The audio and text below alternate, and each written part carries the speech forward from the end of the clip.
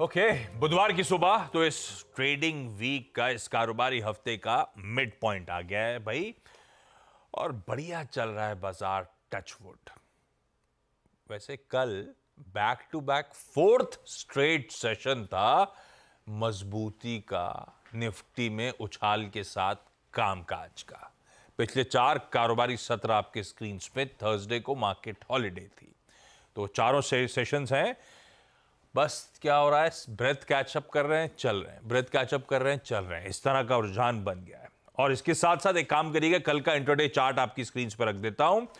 बढ़िया supportive global cues, कल सुबह ये चर्चा हो रही थी, उसके साथ ठीक ठाक शुरुआत हुई, पर शुरुआती ट्रेड में ही मामला तूल पकड़ता चला गया भारतीय बाजारों का। फिन निफ्टी की एक्सपायरी का दिन था, बैंक्स और फाइनेंशियल्स ने लार्जली कल के उस मोमेंटम को ड्राइव करा, और बैंक्स की उस चाल ने तो शायद बहुत लोगों को सरप्राइज भी करा होगा on the way upside. Bank Nifty 600 point उछाल के साथ सेशन का मूव देखने को मिला, और साथ साथ निफ्टी 50 ने 24,700 के जोन्स को रीगेन करके दिखाया। खैर, आज बैंक निफ्टी की है एक्सपायरी का दिन। आज साथ साथ ध्यान रखिएगा, इस हफ्ते 2 इंपॉर्टेंट ग्लोबल इवेंट्स हैं जो हफ्ते की शुरुआत में अपन चर्चा कर रहे थे। एक आना था फेड के मिनट्स, और दूसरा पॉवेल साहब की स्पीच तो खैर फ्राइडे को शाम को होनी है। आज आ जाएंगे रात में मिनट्स। रात जब कह रहा हूं तो हमारे टाइम का कैलकुलेशन करेंगे तो आईएसटी के लिहाज से 11:30 बजे वो यूएस फेड की जो लास्ट प्रीवियस बैठक हुई थी उसके मिनट्स, उसका ब्यौरा सामने आता हुआ नजर आएगा। हालांकि काफ़ी डेटेड हो जाएगा, अरे आजकल एक फोर्टनाइट में तो सारी कहानी बदल जाती है, तो इसीलिए पॉवेल साहब की स्पीच ज़्यादा इंपॉर्टेंट, लेकिन फिर भी ये मिनट्स बाजार इंतजार कर रहा था। इन सब के बीच में गिफ्ट निफ्टी इंडिकेट कर रहा है कि हम एक चल रहे हैं कि नहीं चल रहे। हाँ, ऊपर वाला भी रिफ्रेश करिएगा, फिर बिल्कुल फ्लैट है इधर वेज, 7 पॉइंट का मामूली दबाव। यानी कल जहाँ फिर कल के मूव्स के बाद फिर एक ब्रेथ कैचअप करने वाला दिन, उस तरह के इंडिकेशंस हैं। अब देखते हैं सेशन कैसे प्रोग्रेस करता है। खैर, ग्लोबली समीकरण कैसे बैठ रहे हैं, नीरज जी बगल में बैठे हैं, इनसे बातचीत होनी है। और आज निफ्टी बैंक पे स्ट्रेटेजाइज करने में मदद करने के लिए पुणे से एनएवी इन्वेस्टमेंट्स के आशीष बहेती साहब जुड़े हुए हैं। बहेती साहब, good morning, thank you so much सुबह सुबह जुड़ने के लिए। आता हूं, आपसे बातचीत की शुरुआत करूंगा, पर फ्लैट ग्लोबल संकेत, मतलब गिफ्ट निफ्टी तो एकदम फ्लैट है। आइए दिखाता हूं आपको एशिया का इस समय का सुबह का रुझान। लार्जली दबाव है, हम बुरे नहीं हैं, हम फ्लैट हैं। हमारे एशियन पियर्स दरअसल 1/4 से 3/4% के दबाव के बीच कामकाज करते हुए इस समय नजर आ रहे हैं। तो लार्जली एशिया ठंडा पड़ा हुआ है। यूएस से जो हैंडओवर मिला कल का, मिला जुला है 1/4 से 1/3% दरअसल दबाव। हम जब कल क्लोज हो रहे थे ना, तो यूएस के फ्यूचर्स फ्लैट थे या स्लाइटली इन रेड थे, बल्कि स्लाइटली इन ग्रीन थे। नैस्डैक हल्के हरे निशान में था, और उसके सामने सेशन में दबाव आया। आज सुबह के फ्यूचर्स इस समय एकदम फ्लैट हैं, बहुत हल्के हरे निशान के साथ। तो तब और अब में थोड़ा सा फीकापन नजर आएगा आपको। जहां छोड़ा था वहां से डाउ, वहां से नैस्डैक, इवन एसएनपी हल्का सा शेड नीचे है। वही मूड गिफ्ट निफ्टी दिखा रहा है, पर हाँ, एशिया थोड़ा सा ज्यादा दिक्कत में है। चलिए, ऐसे में समझ लिया जाए टोन है कैसी, ग्लोबल संकेत है कैसे, हमारे लिए हैंडओवर कैसा निकल के आया है। थोड़ा पस्त पड़ गया, ठीक है। यूएस ने कल ही हेडलाइन में प्रोड्यूसर ने नजर लगा दी, बोले 8 दिन से डाउ यूएस मार्केट भाग रहे हैं, नजर लग गई। ऐसी खतरनाक हेडलाइन नहीं लिखनी चाहिए। हाँ, ऐसी लिखनी नहीं चाहिए, पर अब तो हो गया जो हो गया, हमारी गलती से वो बेचारे वो भुगत रहे। क्या मूड कैसा है?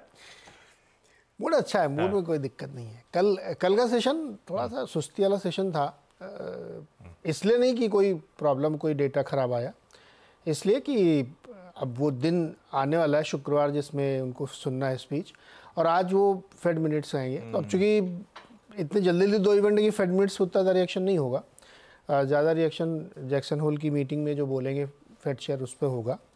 तो इसलिए ठंडा सेशन था और लगातार चल रहा था, तो इसलिए थोड़ा सा बनता भी था, इसलिए कोई चिंता की बात नहीं है।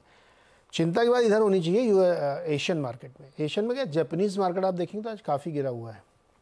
कारण ये उनका एक्जिम डेटा आया है एक्सपोर्ट इम्पोर्ट का, तो उनका जो एक्सपोर्ट है वो गिर गया है और इम्पोर्ट बढ़ गया है। जितना एक्सपेक्टेशन था उससे ज़्यादा। तो ये डेटा जो है थोड़ा सा दिक्कत कर रहा है, इसीलिए आप देखिए कि जापानीज़ मार्केट गिरे हुए हैं लगभग 1% के आसपास, और उसकी वजह से फिर आसपास के मार्केट में भी दबाव पड़ा है। अब यहाँ पे क्वेश्चन ये उठता है कि जो करेंसी का इन्होंने ट्वीकिंग की थी उसका इम्पैक्ट इसमें शामिल नहीं है, वो पुराना डेटा है। अब जो डेटा आएगा एक्जिम का इस अगले महीने, उसमें ये भी शामिल होगा करेंसी की जो इन्होंने। तो जब करेंसी स्ट्रांग करते हैं आप, तो आपका एक्सपोर्ट और कम होता है, इंपोर्ट बढ़ता है। सो अगला डेटा इससे भी मतलब डिस्टॉर्टेड तो नहीं कहूँगा मैं, लेकिन चेंज होके आने वाला है। कैसे इकॉनमी लेती पता नहीं। दूसरा, बहुत सारी रिपोर्ट्स अभी भी आ रही हैं कि जो ट्रेजेक्ट्री इन्होंने बढ़ाने शुरू किए है वो अभी चलती रहेगी। तो जापानीज़ मार्केट एक डिफरेंट उसमें है, लेकिन मुझे लगता है यूएस में कोई दिक्कत नहीं है। आपको दिक्कत मुझे समझना, खुश होना चाहिए, दुखी होना चाहिए। गोल्ड 2550 लिया आपने?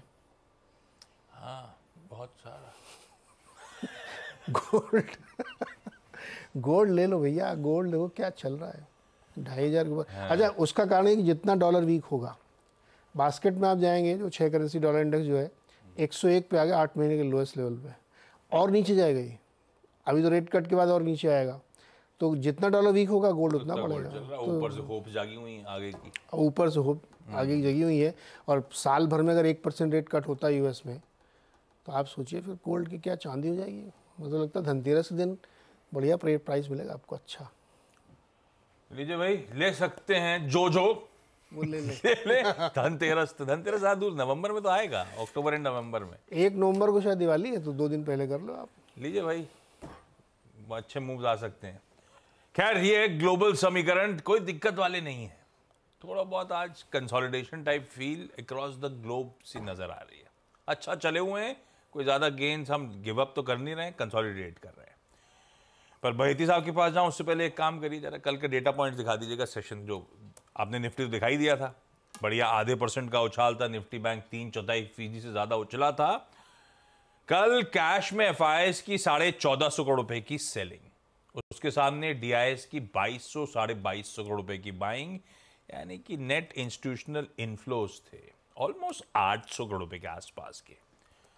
हाँ, काफी सारे लार्ज ट्रेड्स भी हो रहे हैं, उसका भी इंपैक्ट होगा, लेकिन जो भी है पैसा आया तो आया। ये कैश का हाल था, इनफ्लोज बढ़िया। जहां तक डेरिवेटिव स्टैट्स की बात है एफआईएस की, निफ्टी फ्यूचर्स में एकदम फ्लैट था, 16-17 करोड़ रुपए के आसपास की बाइंग थी। लार्जली बैंक निफ्टी फ्यूचर्स में 1700-1750 करोड़ रुपए की खरीद, और यही पॉकेट में बढ़िया कवरिंग के मूव्स मिले कल के सेशन में। आपने देखा होगा शुरुआत में, और सरप्राइज कर रहा था, इतने दिनों से बैंक निफ्टी परेशान कर रहा था।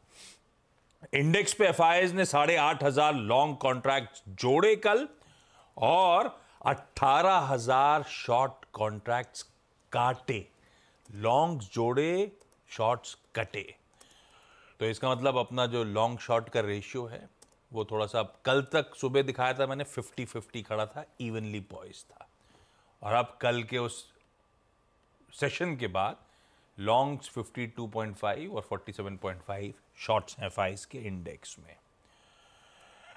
हाँ, एक और चीज, वायदा के बैन्स की बार बार, क्योंकि कर्व में कितने स्टॉक्स हैं, कल थोड़ा सा कूल ऑफ, 19 बैन में थे कल, आज के सेशन के लिए अब 16 रह गए।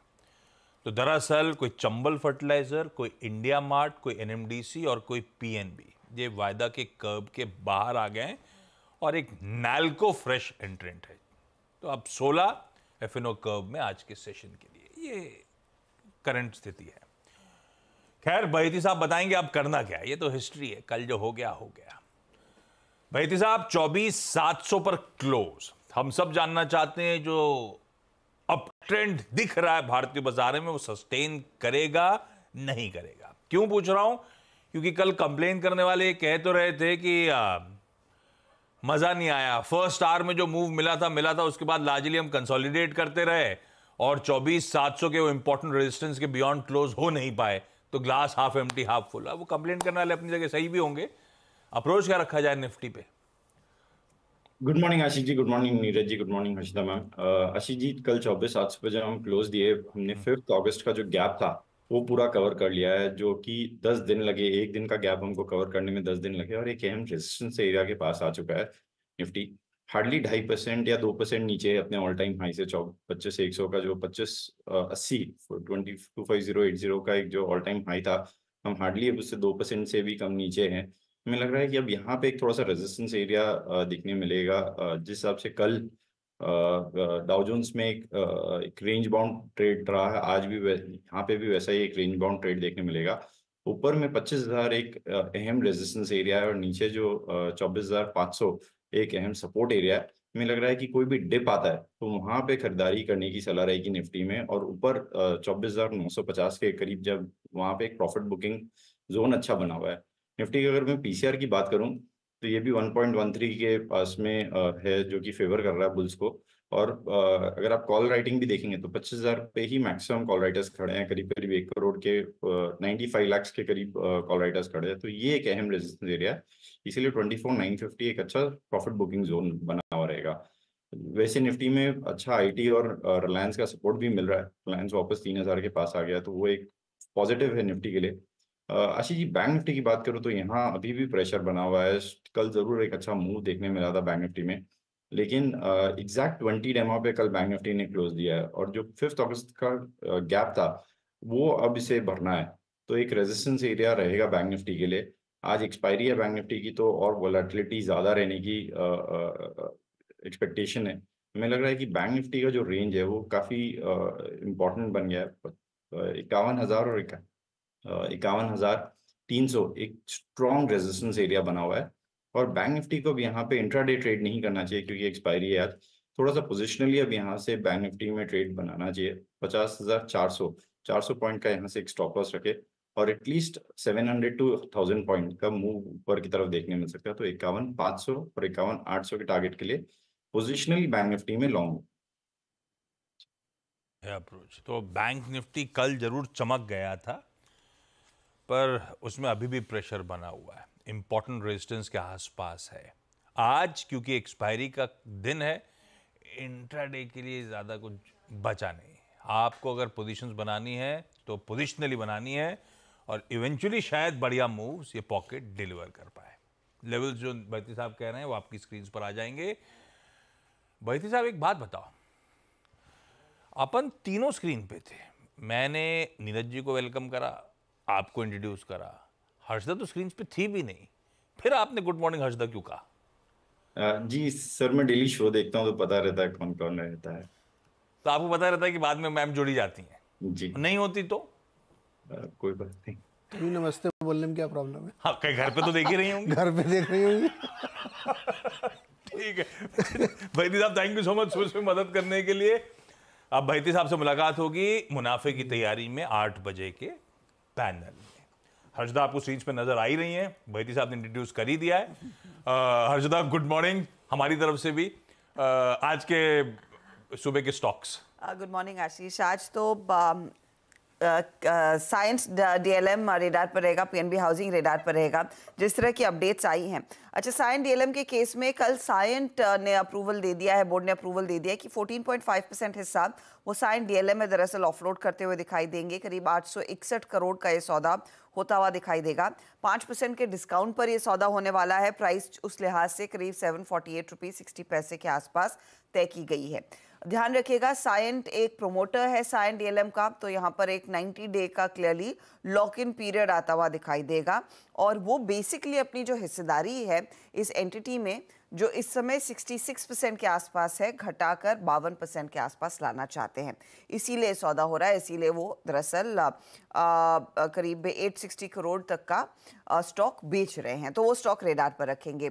दूसरी तरफ पीएनबी हाउसिंग, और पीएनबी हाउसिंग में दरअसल जनरल अटलांटिक सिंगापुर अपनी 5.1% स्टेक बेचता हुआ दिखाई दे सकता है। आज ब्लॉक में करीब 775 रुपीस प्रति शेयर पर यह सौदा होने के आसार हैं, और एक कल की क्लोजिंग प्राइस से अगर आप कंपेयर करेंगे 4.4% के डिस्काउंट पर डील होती हुई दिखाई देगी। करीब 1000 करोड़ के ऊपर का यह सौदा होगा। ध्यान रखिएगा, ये क्लीन आउट ट्रेड हो सकता है जनरल अटलांटिक की तरफ से, क्योंकि जून 2024 में अगर आप एक्सचेंजेस पर देखते हैं डेटा, तो शेयर होल्डिंग के लिहाज से जनरल अटलांटिक के हाथ में करीब 5.13% हिस्सा है। तो आई थिंक ये क्लीन आउट ट्रेड रहेगा, उस लिहाज से स्टॉक आप रेडार पर रखेंगे जरूर। इसके अलावा आगे आने वाले दिनों में एक और सौदा हो सकता है, और वो है GETND में। यहाँ पर भी प्रोमोटर दरअसल लेकिन एक माइनॉरिटी स्टेक बेचेगा। अब कितना हिस्सा बेचा जाएगा, कब ये डील होगी, किस प्राइस पर होगी, वो डिटेल्स आगे आएंगे।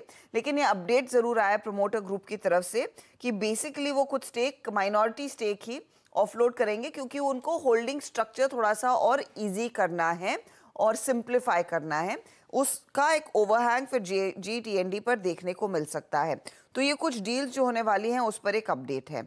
अब आते हैं दूसरी खबरों पर। तो L&T के लिए एक अपडेट आया है। बॉम्बे हाई कोर्ट ने दरअसल वो GST का जो शोकॉज नोटिस कंपनी के हाथ लगा था 2237 करोड़ का, उसको सेटिसाइज कर दिया है, उसको खारिज कर दिया। तो वो स्टॉक आप रेडार पर रखेंगे, थोड़ा सा रिलीफ जरूर है। इन्वेस्टमेंट्स के लिहाज से एक्साइड इंडस्ट्रीज, हम सब जानते हैं कि एक्साइड इंडस्ट्री सॉल्यूशंस में लगातार इन्वेस्ट कर रहा था और 75 करोड़ तक का निवेश हुआ है इस पर्टिकुलर इकाई में, और कुल इन्वेस्टमेंट अभी करीब 2652 करोड़ के आसपास आ चुका है। तो वो स्टॉक रेडार पर रखेंगे। कल ओला इलेक्ट्रिक में कुछ मुनाफा वसूली देखने को मिली थी। लिस्टिंग के बाद पहला दिन था जहां पर कुछ मुनाफा वसूली आई। आज खबर आ गई है। खबर यह है कि मुनाफा वसूली से जुड़ी नहीं है, कंपनी के प्रोडक्ट से जुड़ी हुई है। X1X जो 3 किलोवाट्स प्रति आवर और 4 किलोवाट्स प्रति आवर की जो स्कूटर्स हैं उनको PLI सर्टिफिकेशन मिल गया है। तो वो एक पॉजिटिव क्लियरली माना जाएगा। उस लिहाज से कुछ company basically minimum localisation criteria meet कर रही है, तो एक सर्टिफिकेशन इनके हाथ लग गया है। जीनस पावर रेडार पर पिछले 2-3 ट्रेनिंग सेशन से रहा है। अपडेट ये आया है कि 3 ऑर्डर्स दरअसल इन्होंने बैक किए हैं और 3 ऑर्डर्स का जो कुल क्वांटम है 3600 करोड़ के आसपास का है। तो वो स्टॉक भी आप रेडार पर रखेंगे जरूर। ओके, रखिए तमाम काउंटर्स अपने रेडार पे। आज का इवेंट्स कैलेंडर, वेडनेसडे है निफ्टी बैंक की एक्सपायरी, और बहेती साहब ने बढ़िया सा आपको आइडिया दे ही दिया है अप्रोच क्या रहेगी हमारी। US FOMC की जो 30 और 31 तारीख को जुलाई के एकदम एंड में जो बैठक हुई थी, उसके मिनट्स आज रिलीज होंगे। क्या सुनोगे आप उसमें? कितने लोग टिल्ट कर रहे हैं रेट कट्स को लेकर, पर डॉट प्लॉट तो आ चुका है अपने पास। चाय समोसे में क्या बात हुई? अच्छा, मीटिंग के बाद जब कुछ खाने पीने के लिए इधर उधर जाते हैं तो भी कोई रिकॉर्ड कर लेता है क्या? नहीं। तो काम की बात तो अलग से कर ली होगी लोगों ने। प्रॉक्टर एंड गैम्बल हेल्थ के आज नतीजे आने हैं भाई। बेसिकली ये रिजल्ट सीजन खत्म हो चुका है, पर जो कंपनीज की फाइनेंशियल ईयर एंडिंग्स हैं उनको तो 2 महीने का टाइम मिला हुआ है। इसीलिए PNG हेल्थ, इसका Q4 और FY24 का नंबर, जून एंडिंग कंपनी है तो इसके नंबर्स आएंगे। एक्स डिविडेंड में हिंदुस्तान एरोनॉटिक्स 13 रुपए, भारत बिजली 35 रुपए, फाइजर 35 रुपए, और बाकी कुछ इंपॉर्टेंट और है, सिर्फ इंपॉर्टेंट वाली स्क्रीन पे रख दी है। एक IPO फिर खुल रहा है आज, ओरिएंट टेक्नोलॉजीज, प्रोड्यूसर साहब ने हेडलाइन में बता ही दिया आपको। छोटा IPO है, 215 करोड़ रुपए मोबिलाइज करने आ रहा है। आज आना था जापान का ट्रेड बैलेंस, आ गया और ब्यूटीफुली एक्सप्लेन्ड है। US की आज शाम को क्रूड ऑयल इन्वेंटरीज आ जाएंगी। थाईलैंड, इंडोनेशिया, आइसलैंड, इन सब के ब्याज दरों के फैसले आ जाने हैं। ऐसी मैंने कल सुबह स्वीडन कहा था, स्वीडन ने हाइक कर दिया, कट कर दिया 25 बेसिस पॉइंट, और ये कहा है कि इस साल 2 से 3 कट्स और आ सकते हैं। स्वीडन मतलब वही स्विस बैंक वाला? नहीं, वो स्विट्जरलैंड हो गया। वो स्विट्जरलैंड। हाँ, अच्छा, मैं सोचा कि पैसा वापस आएगा था। अपन क्या उतनी दूर गए नहीं तो ज्यादा अपने को शोलापुर कोल्हापुर क्या कर रहे हैं हम लोग, सॉरी यार। तो ये ऐसी में देख रहा डायरेक्शनली, इसीलिए 3 नाम भी रख दिए, देखते हैं आज इनकी तरफ से क्या फैसले आ रहे हैं। PM मोदी आज पोलैंड जा रहे हैं, पहले भारतीय PM होंगे 45 सालों में जो पोलैंड जा रहे होंगे। इससे पहले मैं देख रहा था ना, 45 साल पहले कौन गया था, तो मोरारजी देसाई ने 1979 में पोलैंड विजिट किया था। उसके बाद से कोई इंडियन PM नहीं गया है। मोरारजी अमेरिका छोड़ के पोलैंड गए थे? हाँ, अमेरिका छोड़ के क्यों, मतलब उस टाइम पे अलग अलग जगह अरे लोग अमेरिका जाते हैं, ब्रिटेन जाते हैं। नहीं तो वहां भी गए होंगे, लेकिन पोलैंड लास्ट PM इंडियन जो विजिट करे थे वो क्या करने का, ये भी पढ़ा यार, ये नहीं पढ़ा। लेकिन उसके बाद असल में कहीं भटक गया। फिर इंटरेस्टिंग है, आप क्या होगा, बाइडेन साहब भी गए थे। बाइडेन साहब पोलैंड से उन्होंने फिर ट्रेन ली थी 12 घंटे की ट्रेन से पहुंचे थे कीव।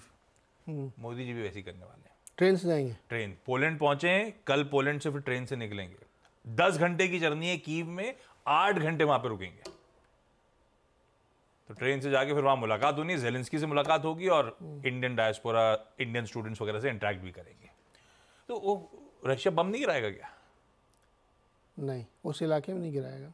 बोल के जाएंगे कि हम यहाँ। लेकिन इंटरेस्टिंग पॉइंट ये, कल मैं पढ़ रहा था कि मतलब यूक्रेन वालों ने कुछ जगह कब्जा कर लिया रूस वो में बहुत कल क्यों, पिछले 1-1.5 हफ्ते से यूक्रेन बहुत एग्रेसिव हो गया, रशियन टेरिटरी पे घुसे जा रहा है, मतलब जो कैप्चर टेरिटरी उसमें घुसे चले जा रहा है। तो ये तो बड़ा खतरनाक मामला हो रहा है, उल्टा हो रहा है। देखा हमारे पीएम के जाने से कैसे जोश में आ गए वहां के। डिफेंस मिनिस्टर हमारे राजनाथ सिंह साहब 5 दिन के यूएस दौरे पे आज से। भाई डिफेंस स्टॉक चढ़ा पे रखिएगा। दरअसल कुछ मेजर डिफेंस डील्स जिसमें वेपनरी प्रोक्योरमेंट से लेकर कंटिन्यूड कोलैबोरेशन इन दोनों कंट्रीज के बीच में, उन सब पे डिस्कशंस होने हैं। और वैसे एक भारत बंद का कॉल भी है आज। अब वो बहुत ज़्यादा उसके लेकिन रिलेटेड नॉइज़ नहीं है, इसलिए मैं ज़्यादा तवज्जो नहीं दे रहा हूँ। हम तो ऑफिस आ भी गए, पर वो सुप्रीम कोर्ट की रूलिंग जो थी SC/ST रिजर्वेशंस पे, as a mark of protest against वो रूलिंग, भारत बंद का कॉल है। देखते हैं। खैर, ब्रेक का समय हो गया। ब्रेक के बाद जब लौट के आऊँगा तो आज कमोडिटीज या फिर करेंसीज कहीं पे बढ़िया ट्रेड के मौके बन रहे हैं, तो उस पर बातचीत।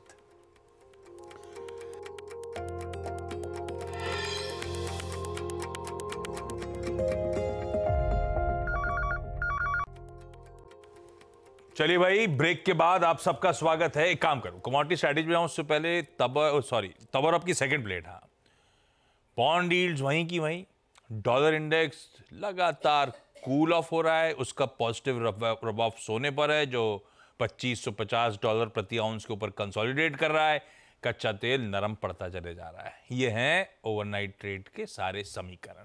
और ओवरनाइट से मेरा मतलब है 3:30 बजे ऑनवर्ड। ये इक्विटीज के लिहाज से था, रात में कमोडिटी ट्रेडिंग ऑलरेडी हो चुकी है, इसीलिए फिर मदद की जरूरत है एक्सपर्ट्स की। अदरवाइज तो पता चल जाता कहाँ तेजी करनी क्या है। केडिया कमोडिटीज के अजय केडिया साहब मदद करने के लिए आज उन्होंने कॉल भेजा है। गोल्ड के अक्टूबर वायदा में खरीदारी करिए 71,900 के टारगेट्स के लिए, 71,300 का स्टॉप लॉस। और कच्चे तेल के सितंबर वायदा में बाय इनिशिएट किया जा सकता है। 6030 का SL है, 6250 के टारगेट्स है। ये है आपके लिए आज की बढ़िया सी स्ट्रैटेजीज। ब्रेक लेने का समय, पहले गिफ्ट निफ्टी दिखा रहा हूं, बिल्कुल फ्लैट ओपनिंग के इंडिकेशंस। और इस नोट पर आपको नमस्कार, आपको और आप सबको। असल में एक डॉक्टर साहब हैं, CA हैं कि डॉक्टर हैं? CA भी हैं, डॉक्टर भी हैं। किशोर कुमार पहुजा ने बोला, भाई आप लोग आपस में गुड मॉर्निंग छोड़ दीजिए, नमस्कार या नमस्ते करा करिए। कल से नमस्ते। हाँ, दोनों ऐसा कुछ हार्ड एंड फास्ट नहीं, लेकिन हाँ कोशिश करते रहते हैं। नमस्ते नीरज जी आपको। नमस्ते। नमस्ते पहुजा साहब आपको भी, और आप सबको भी। ब्रेक ले रहा हूँ, ब्रेक के उस पर जब लौट के आऊँगा तो सीधा सौदा।